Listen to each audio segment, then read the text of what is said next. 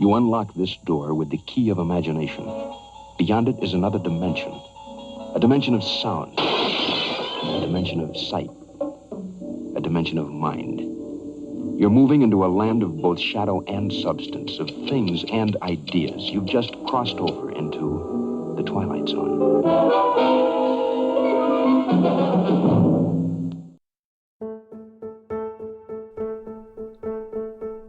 Ms. Christina Gavin, school librarian and union member, knew the rules governing union elections and supposed everyone ought to follow them.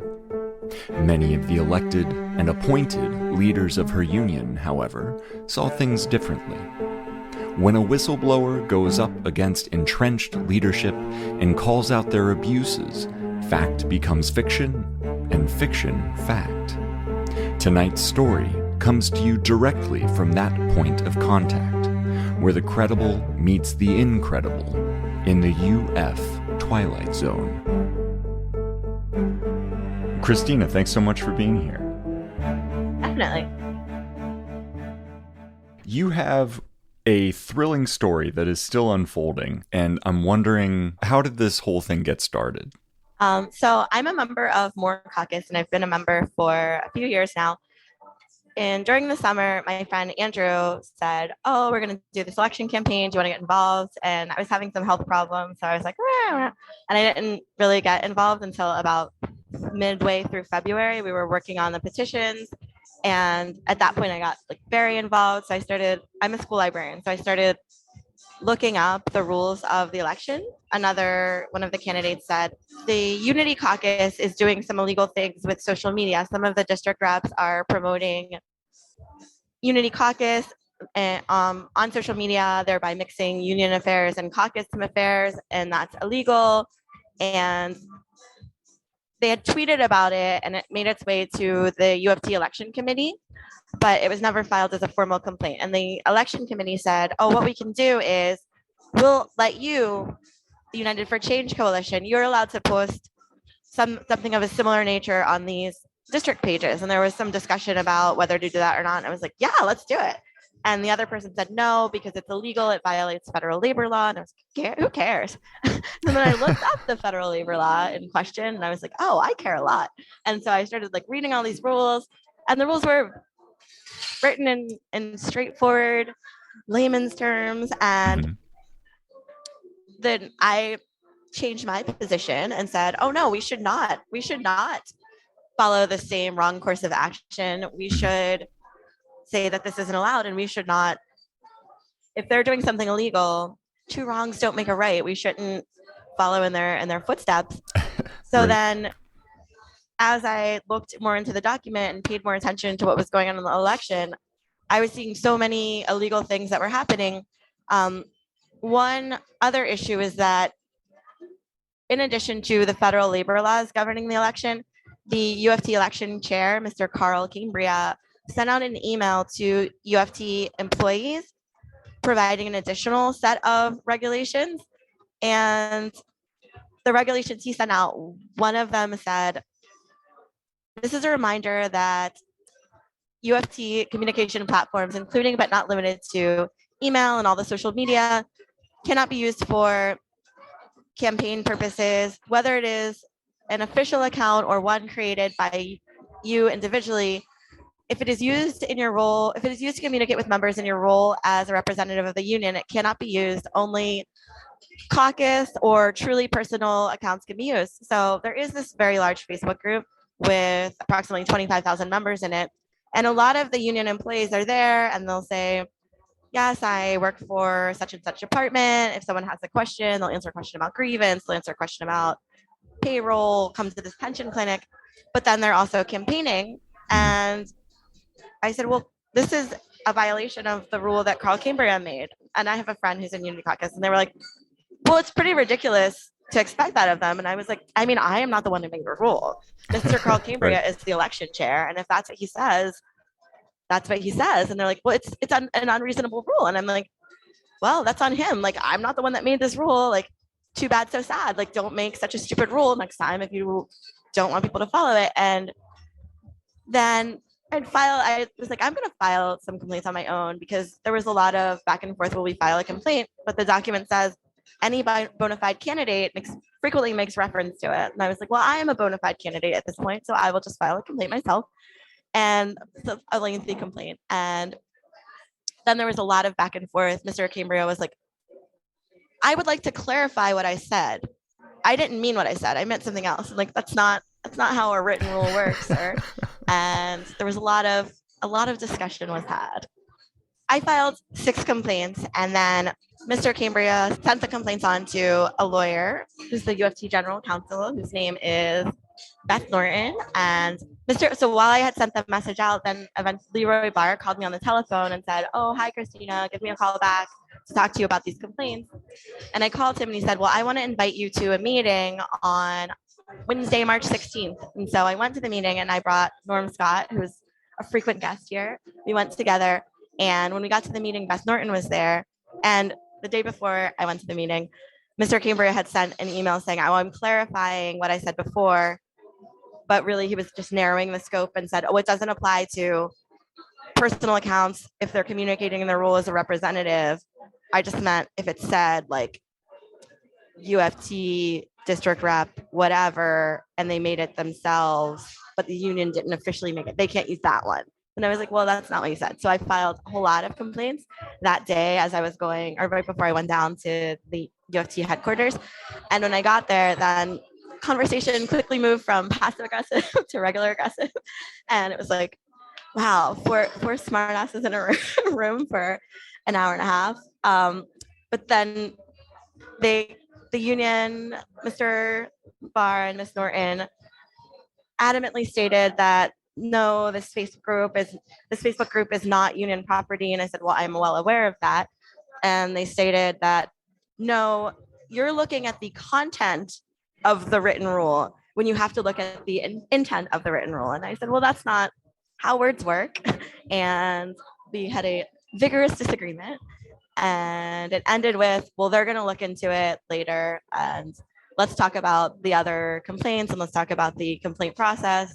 And so we moved on, but left it at, we do not agree about this. Another thing that happened with that part of the rule was it said, this is a reminder. And I said, okay, can you tell me of what this is a reminder? Can you provide the original documentation that this is reminding people of?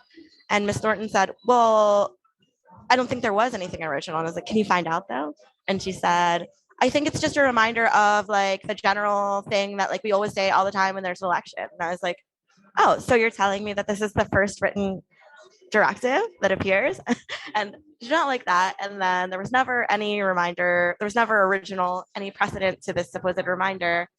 And they continued to insist that what they said was not what they had said. And it didn't matter what they said because what they meant was something different once it was a problem. So, I mean, this is really the point of written rules, is that they are clear and can be pointed to and can be enforced or at least referenced when discussing the possibility of enforcement. But the fact that there can be this back and forth and also this asymmetry in information, because if there is a document and they're saying that there isn't a document that they are referencing, and the people who also need to abide by that document don't have access to it, that's a huge problem. Yeah, so at this time, there were 6 complaints. One was that they're breaking this rule and they keep using their account that they use to talk about union business, to talk about campaign business. Their personal Facebook accounts, different people who appear in that group. The second was that they were using, union employees used official union accounts that would say like UFT or UFT District 25 or UFT District 9 to promote Unity Caucus. The third one was that one of the prohibitions is that no union resource is to be used for an election campaign on behalf of any candidate or caucus, on behalf of any candidate. And so Unity Caucus, instead of following that rule, illegally used professionally created footage for this chapter leader issue. The whole chapter filed a grievance against an elementary school principal And they also used a lot of archival photographs that belong to the union, and they are in a labor archive at NYU. They also, one thing that is not allowed to happen is, so anything produced at union cost becomes a union material, union property. So if you ever looked at one of the very, very, very many flyers that were not printed by a union printer that Unity Caucus sent out, all of the ones that had perhaps Michael Mulgrew or Mr. Barr photographs, those were their professional photographs that were on the UFT website. So I filed a complaint saying they're using these headshots that were paid for by union resources for campaigning. And I wasn't thinking at the time. So you go to the meeting and Leroy, I'm sitting across the table from Leroy, and I said, well, this is one of the other complaints, and we're investigating that. And I didn't think, like, Leroy, you're sitting right here. Tell me, did you pay for this photograph yourself? And someone was like, of course they would pay for it. And I was like, why would they pay for it themselves? It's their work picture. If I get my picture taken at school for like the school website, I'm not paying for that. Like, why would, it doesn't make sense for the union employees to pay for their work headshots. But when they use it for their campaign material, then it becomes illegal. So the fifth complaint was that one of the rules is that during an election cycle, the union is not allowed to create any publications, is not allowed to publish anything that is favorable or negative against any candidate. But there was a different election going on for TRS advisory board, whatever it's called. The union sent out a letter on Union had a letterhead, and it was signed by Mr. Mulgrew, written by Mr. Mulgrew, saying the current UFT treasurer, who's also a Unity Caucus candidate, is so great. She's done a great job, gold star, she's the best. Also, please take this action. And also, please tell all of your chapter members to take this action, which is signing a petition for her to be on this other body. But that constituted a publication from the union, an official publication praising one of the candidates, and it happened during the election cycle. So by the Department of Labor's regulations, it should not have happened. And then the last one was that it was very, very clear, no gray area. Union employees were campaigning on union time using union email address. And like, that is it's not a gray area. It's not some new technology. Since 1959, when these rules came out, union employees were not allowed to do that. So then Mr. Barr and Ms. Norton investigate, in quotes, the complaints, and we come to the executive board meeting where they're going to present their report and recommendations. And certain ones, they said, okay, yeah, we're going to tell our employees to stop using their official account. You're not allowed to use Twitter at UFT to talk about Unity Caucus, but they're allowed to use their personal accounts because we didn't say what we said. But then for the one about the officer headshots, they said, well, according to this other case, it was established that officer headshots are officers' property, so they can do what they want with. And I was like, oh, wait, I'm not allowed to talk. However, I also read that case. And in that case, what had happened was there were some officers, it was a much smaller union, and one of the officers had taken everybody's photo. And then when someone was like, you can't use that photo, he said, well, I actually took it. So yeah, we can do whatever we want. And none of the 12 UFT officers took everyone's photo, or I'm sure they would have said that. Right. So they were like, well, we're allowed to do whatever we want, but to avoid giving the appearance, we will pay a nominal fee. And like, you're not avoiding giving the appearance. You are pretending that these are equivalent cases, and you're pretending that it's fine for you to do whatever you want because you're just not used to someone saying you're doing something illegal and you should stop. And they said they would tell the district representatives to stop campaigning on work time, which they did not do. They said, oh, it's totally fine for us to send this letter out because we send the letter out all the time. And like, that's not totally fine. And so then that was the first set of complaints. And then a series of unpleasant events unfolded after that. So these 6 complaints, was that Unity's introduction to you? In this election cycle, yes. I had met, well, I'm a librarian, and it is the belief of many librarians that the union for a considerable amount of time has not done enough on the behalf of school libraries or school librarians. So at some point we got a new director of library services, and all of the librarians were kind of saying, what can we do? We want more union representation. And there is an email listserv for all New York City librarians in any type of school, public school, private school, charter, but you're not supposed to be sending union information on it because it could be considered as a union organizing tool. So I was like, no worries. We have conferences, we have PDs, like we meet each other. I will just go around and get everybody's personal email address and I'll start sending us messages. And it was at the time when we were getting a new memo of agreement. And in it, I was reading it over. And at one point it says, the part that's relevant for librarians is says the UFT and the DOE will adhere to the library staffing plan and as signed on a certain day. And everyone was like, I was like, what is this? And none of the other librarians knew. We know the director of library service. We're all at a PD together. And so we asked her, she was, I have no idea what this is either. I've never seen it. We look all over we're librarians. We look all over the internet. We look all over the union website and nobody can find anything. So we send an email and eventually a special representative sends the document to one singular librarian, but we just all happen to be at a PD at the same time. So we're all looking at it together. The director of library services is looking at it with us. And as she's going down, there's all these provisions. The document was signed when there was nobody in the director of library services seat. So it was signed without her knowledge. She was just on the team and she wasn't the director. And as she's going through, she's like, I'm doing this, professional development, I'm doing that, I'm working with superintendents. Everything that was on her end, she was doing. The things on the union end, on union's end, open question. And if I, as a librarian, wanted to reference something from that document to my principal, how would I have done that when it was on somebody's desktop at the union? It was not available. And it was not available on the internet for a long time. It was not available officially from the union on the internet for a long time. So I created a Google Drive. I created a new Google account and I put it in Google Drive and I made it publicly available to everyone. And I kept like emailing the librarians whose email addresses they got and they tell their friends and we made this list. So there was discussion like, will we accept this contract or not?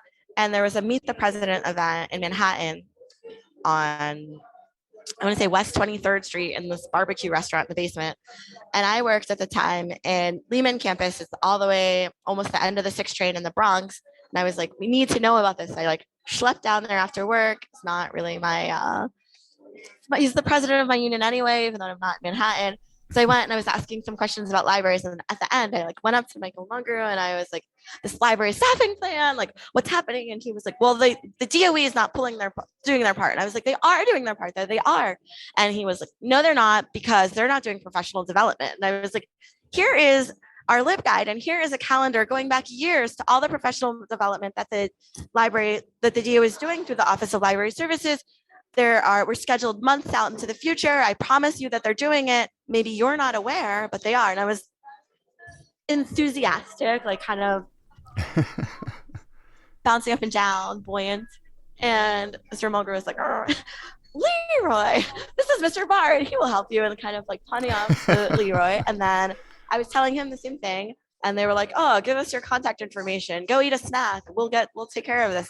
And then unexpectedly one day, Mr. Barr appeared at my school along with my district representative at the time and Dolores Lozaponi. They were talking to me. I had been at the time before they appeared they'd asked, what are librarians' concerns? And we had been emailing each other. So we put together this huge document. Everyone is expressing their concerns, many-page document. And we sent it along. And someone in the union was like, I'm not reading that. It's too much. And I was like, seriously? Like, why ask us? And so they sat down with me for a while and they were asking questions. And I said, I'm in a pretty good position. Like my school at the time was not in compliance, but we should have had 3 librarians, but there was only me. But I was like, I'm lucky in that the administration's not trying to make me do illegal things like work too many periods or refusing to provide the library budget. But I'm in touch with a lot of librarians around the city, and a lot of people are in these very problematic circumstances. But when some people talk to the union, their chapter leader doesn't know their teachers. Their chapter leader doesn't know if they are eligible for session. The superintendent doesn't know if they're eligible to work summer school. And like, there are not thousands of librarians, but there are a significant number of us, and we are not receiving strong enough support from the union. There's not enough information about us. So they said, okay, we're going to have a meeting. So that was when they met me when I was like sort of rabble-rousing about the library, advocating strongly for school libraries in a pleasant, if assertive way. So pleasant but assertive. And I think that might bring us to the next chapter of the story, if I'm not mistaken, where you find yourself at a party. What happened was on Friday, March 25th, it was very soon after we had met with Leroy Barr. I was getting ready to leave work when I saw that Norm and I had received an email from Beth Norton saying the union is in receipt of a complaint against United for Change. One of us please call her to talk about it. So I called and the conversation soon became very hostile with Miss Norton screaming and like beyond passive aggressive. And I was like, can you please provide an update on this complaint that I filed? And she was like, it would help if I could stop receiving complaints from you on a daily rolling basis. And I was like, we can match energy. And I was like, it would help me if I stopped finding violations on a daily rolling basis. And then I wouldn't have to email you and then we wouldn't have to have this conversation. It would be great.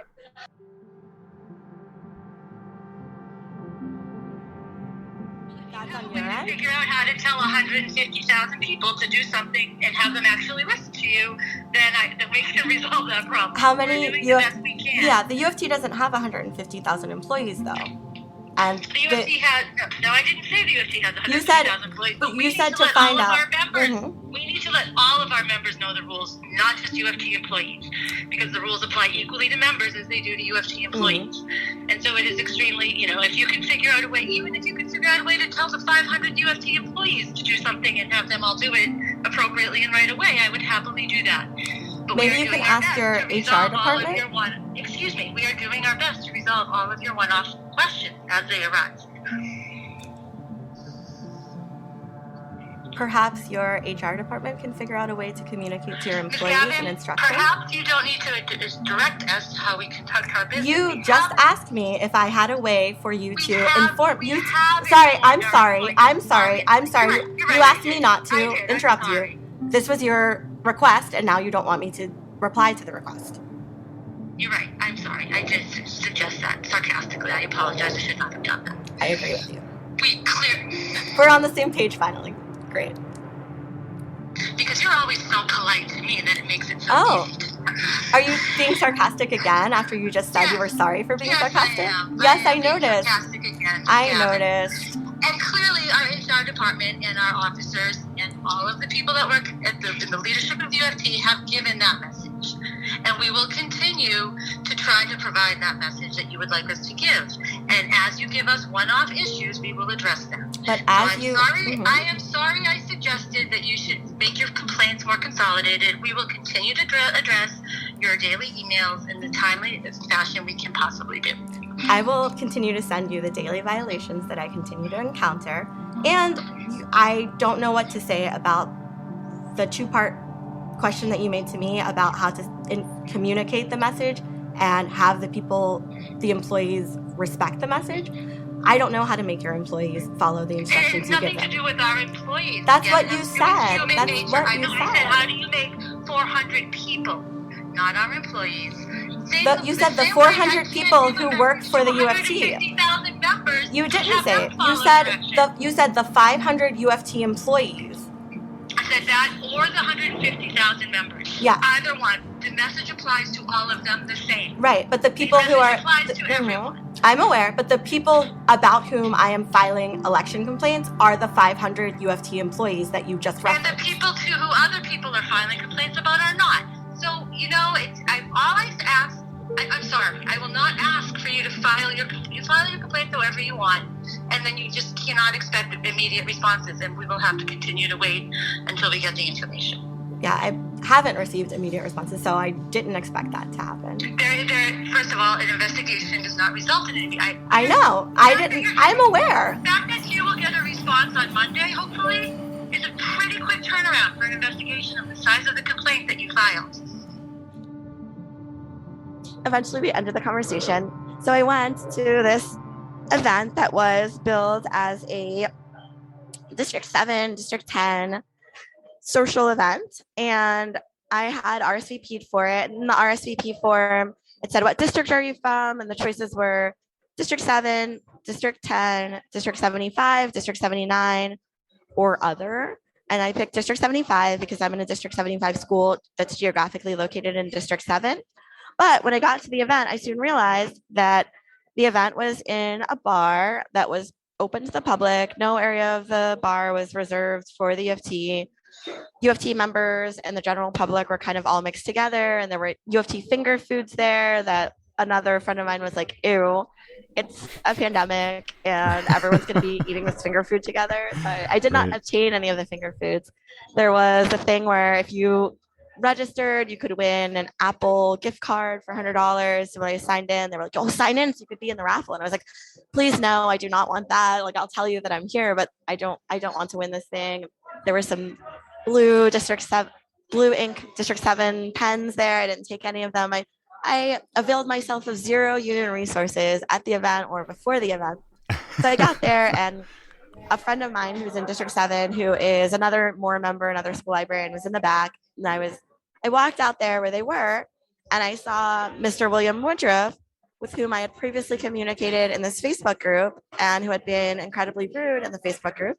Maybe the Thursday prior, so the day before we were there in person, I had commented to him in the Facebook group, oh, I saw you outside the DA, celebrity appearance. And he became irate and was like, I always go to the DA. And I was like, yeah, no one, I'm not making any question of that. I'm just saying, like, normally I see you on the internet, but then you walked past me, so I saw you in real life.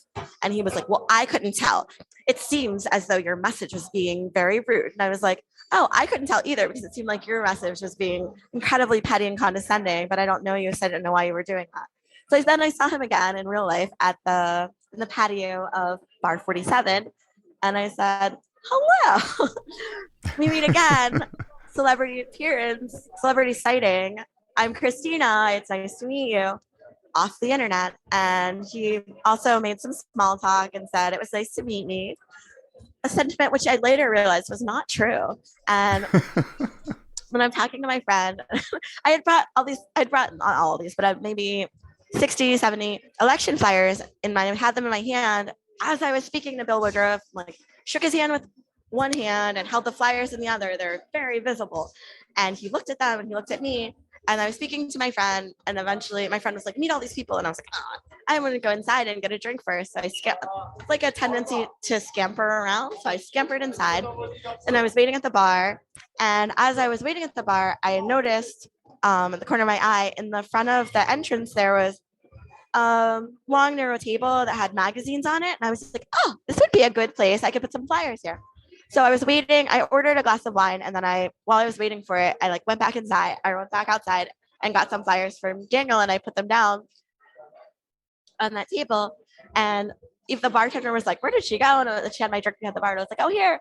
And then I noticed somebody that I had seen in visiting schools the previous week. I'd seen her on Tuesday and we were talking. She's in an elementary school, and then she was a delegate. So I saw her again that Wednesday at the delegate assembly, and I see her now on Friday. And I was like, oh, hi, how are you? And as I was saying hi to her, I see out of the corner of my eye somebody going around handing out Unity Caucus flyers. And I was like, oh, that's a good, I should hand out flyers too. So I go scamper again to the back and I get some flyers. And I had worked once upon a time, I lived in Pittsburgh, Pennsylvania, and I had worked for events promoters. And so I'm doing promoting concerts and promoting as a street team, but also kind of schmoozing and galas and things. And so I know how to promote without being annoying to people. So I was walking over to people and I was like, hello, did you get yours? It's for the U of T election. And I would hand them one flyer, and everyone was, oh, thanks so much. Even if some people appeared not super interested and oh, thanks so much, and just put it down. And that's fine. I have every right to not be super interested. And when they did that, I was like, okay, have a good night. Nice to meet you. And I would just keep moving around. Some people said, oh, I already got one. And I was like, oh, cool, great. And in my head, I was like, no, you didn't. But then someone said, I already got one. It was in my mailbox at work. And I was like, oh, that's super great. And probably it was true when the other person said it. And so I kept going around. And I was speaking to somebody that I had spoken to earlier. I had just said like, hello, what's your name? She's a social worker. And I'm like, oh, so cool. Where do you work? Over by Burnside. That's so nice. And then when I went back inside with a flyer, she was saying, well, like, you don't have any experience. I don't trust you to be on the contract committee. And I was like, really? Because Janella Hines trusts me. She invited me on the telephone after the application period was closed. And then I said, well, we're just United for Change. We really would like to see the union move in a different direction.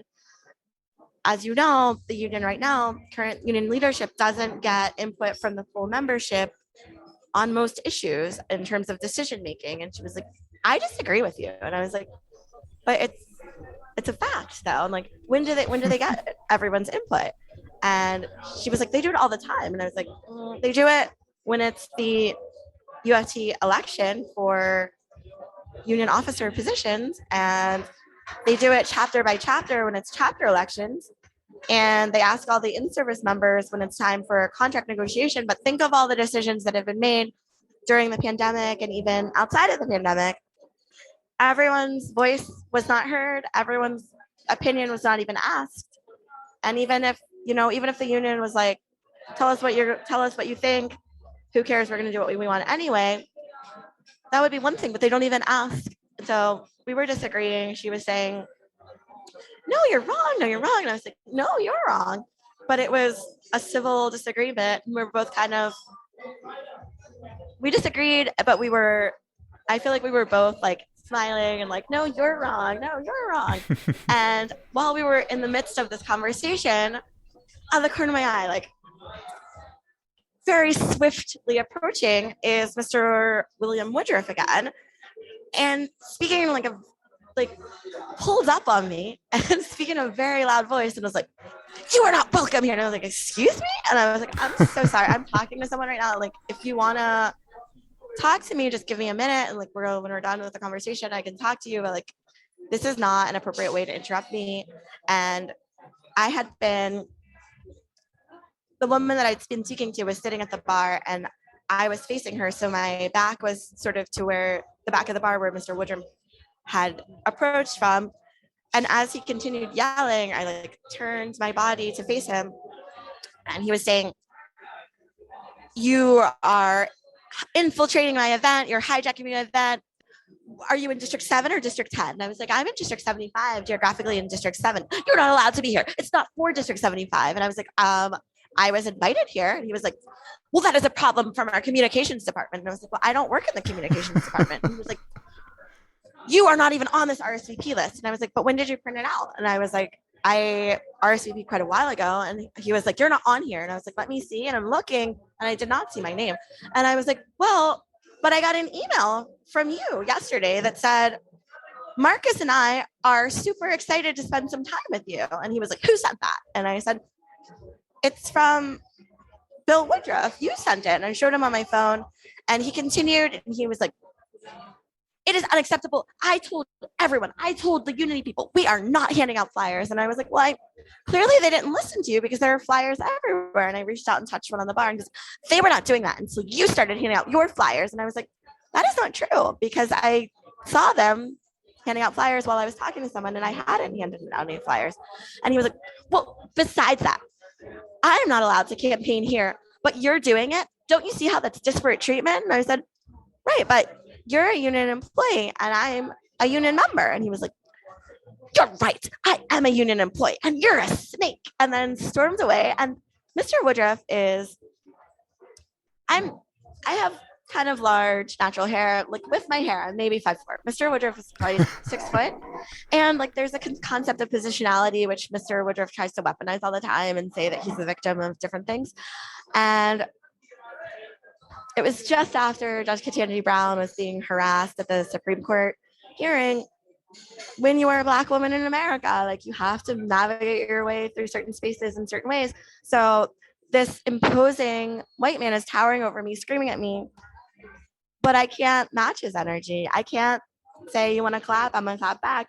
I have to say like, but you're not being nice to me. And then still while I'm right. chipmunk voicing and saying like, you're being mean, that's not nice.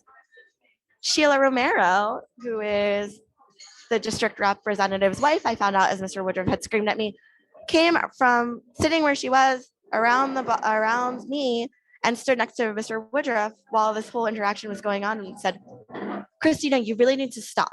This looks really bad for you. And I was like, in what world does this look bad for me?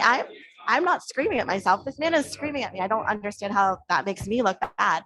But my energy was abnormally calm while this is all happening. And like in some other setting, when I'm not like working the union, like if I were not a Black woman navigating this imbalance of power with this white man, the interaction may have gone differently. But as it was, he stormed away, and my response was, I had been facing the back of the bar because that's where he had come from, and I turned around and I was like, that is not the way for a union employee to talk to a union member, and I am going to report you to your HR department at a moderate volume and like not yelling, not screaming. Like in the bar, they were playing music a bit loud, so sometimes it's getting a little not shrill, but like speaking enough to be heard over the music, but not screaming, just a little bit more than a normal inside voice because there's loud music playing, as you can hear in the extended recording of. So after that happened, it was sort of a surreal experience, like in a supposedly professional setting, an employee of the Union of Professionals comes out of nowhere, like roaring and calling names and like making false statements and like accusing me of things. And it was just so bizarre. And so it was like I was a little just kind of baffled, but I was also like, I'm going to tell on you. Like I'm 100% certain I haven't seen the U of T's HR policies because they continue to not send them to me after I've asked many times. But I can't imagine that there's any rule. It's like, it's totally fine to just scream at union members and call them names, like find a public venue and do that. So I just went back to handing out flyers. And as I was walking in the bar, I noticed where I had left a little stack of United for Change flyers on this magazine table. I went back and they weren't there anymore. And I was like, they weren't there anymore. And instead Unity flyers were there. And I was like, someone throw our flyers away, like seriously. And I got closer and no, Unity had put their flyers on top of the UFC flyers. And I was like, oh my God, like this is so immature. So I was like, I'm not going to be petty tit for tat. I'm not going to be putting ours on top and like playing hot potato. So I moved theirs over next to ours. So they were next to each other. Seems like a reasonable compromise. And I kept moving around. And I came back again, and then all of a sudden there were 2 stacks of Unity flyers because they had put theirs on top again. And like, this is ridiculous. So then someone introduced me to a man who was the owner, and I was like, oh, hi, I'm part of this union. We're there's an event here, but I'm also just having a drink, hanging out at your bar. I would like to put some campaign materials out because my union is having an election, but these other people from the majority group keep messing with my flyers. Can I just leave some with you? And he said, oh my God, sure. Like, after they leave, I'll just put yours out. You won't have to worry about how they're misbehaving. And I said, thank you so much. And I kept walking around, and I eventually had spoken to all the people that I saw to speak to. I had asked Daniel to hand some flyers out as well. So the 2 of us had made our little rounds, and I was going to get another drink at the bar. And one thing that I was also kind of pointing out, because I'd ordered some stickers for UFC and the printer asked if I wanted the union bug on it. And I was like, let me think. Yeah, we go through a union printer. So yeah, I should have that on there. It shows that the item was made by a union printer. And United for Change, we made more, printed some flyers. United for Change as a coalition, we printed some flyers. But the Unity Caucus printed considerably more flyers than we did. And they mailed them to not the entire membership at their homes, but a lot of in-service members in certain divisions. And on 0 of the Unity Caucus campaign materials will you see a union bug, indicative that the Unity Caucus did not think it was important to use a union printer, unlike the United for Change coalition. So I had pointed it out to several people who were like, oh, I got your paper already. And I was like, oh, that's actually not ours. We are the United for Change coalition. We are not Mr. Mulgrew's caucus. We're a different group. And they were like, oh, that's what I need to see. Show me that. And so I'd gone back into the bar and I was waiting for a drink, and I saw the person who had been handing out the Unity Caucus flyers, and I was like, oh, can I show you something real quick? And I was pointing to the union bug, and then she started screaming, no, no, like pushing her hands, thrusting her hands at my face. I was like, oh my, what is going on? Like, this is yet again another abnormal reaction. And I was like, I was wondering, was this another union employee? Because what is happening? And as she's doing that, she's stepping back, and I had turned from facing the bar. I'd like lifted one foot and rotated. So I was like looking at her while she was doing this, sort of in disbelief. And I was like, I'm not trying to give you the flyer. Just wanted to show you something. And then while I'm saying that, yet another Unity supporter sped up and inserted herself between the two of us, but there wasn't a great distance between us because this woman had backed up for a few seconds. And so now this other Unity Caucus woman is in my face with her arms out saying, get away from her, get away from her. And like, I am not close to her. Like, what is happening is what I thought. And I was just in disbelief. So I turned back to the bar, and the woman had been close to someone else. And I was like, did you happen to get her name? Because I wanted to find out if she was a union employee so I could also report her at the same time that I reported Mr. Woodruff, because this behavior is unacceptable. And you should not be verbally abusing anyone, but certainly not members of the union which employs you to represent them. So the woman was like, oh, I don't really know. And I was like, okay.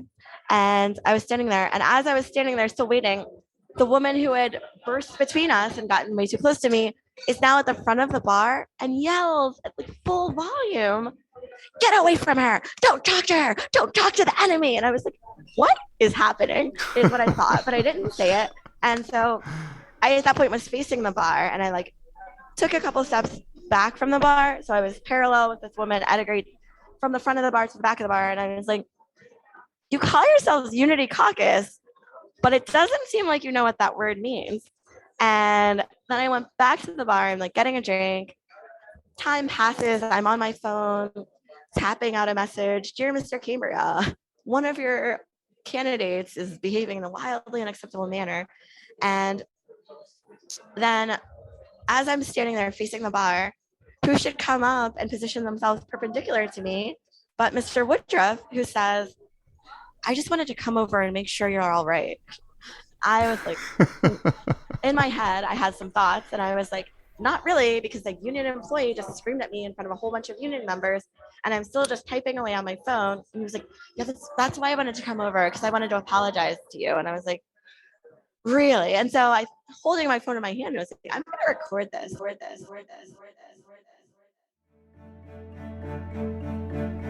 Our journey into the UFTwilight Zone has only just begun. To hear clips from the recording Christina references right where we left off in this episode, in comparison to an election complaint filed by the very same Mr. Woodruff after the fact, as well as the remainder of this developing story up to the present day, be sure to tune in next week for part 2.